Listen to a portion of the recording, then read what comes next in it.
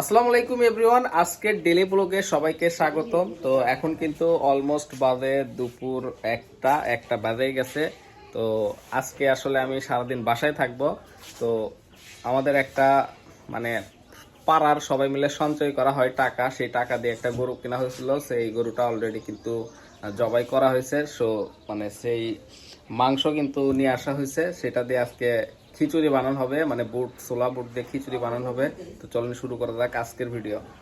তো মাংস মোটামুটি আলহামদুলিল্লাহ আমরা টাকা সবাই মিলে, পুরো পাড়ার সবাই মিলে টাকা তুলছিলাম 5,000 টাকা করে। তো মাংস মোটামুটি 7 কেজির মতো হয়েছে।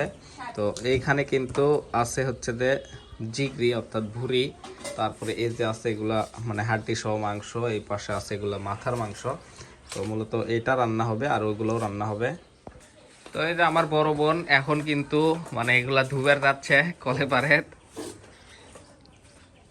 আর বেশ কয়েকদিন হচ্ছে এই যে হাঁসের মানে বাচ্চাগুলো, এই যে এই মুরগি কিন্তু ফুটাছে। তো মুরগি আসলে মানে হাঁসকে এত সুন্দর কেয়ার করে, সেই দেখেন বাচ্চা দিচ্ছে মোটামুটি 60টার মতো। এগুলো কতক্ষণ লাগবে আপু ধুতে? কতক্ষণ? আধা ঘন্টা লাগবে, এগুলো একদম পরিষ্কার হবে। এগুলো ধোবা নাকি? ওকে। তো এই যে এখানে আছে পরিমাণ মতো বুট, ছোলা বুট। আমি জানি না আসলে যে কতক্ষণ লাগবে, এগুলো ভিজান লাগে আগের রাত্রে, বাট এখন দুপুরে 1টা বাজে। ইফতারের টাইম কিন্তু মোটামুটি 6টা।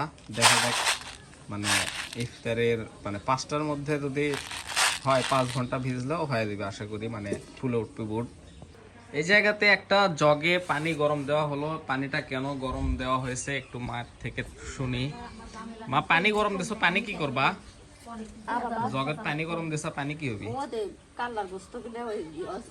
গরম পানি দিয়ে একটু ধোয়া লাগবে না?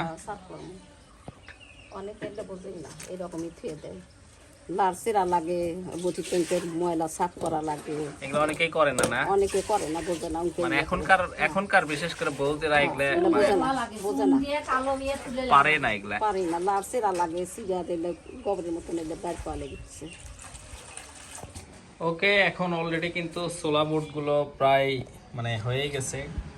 আর আমি ঝটপট একটু গোসল দিব।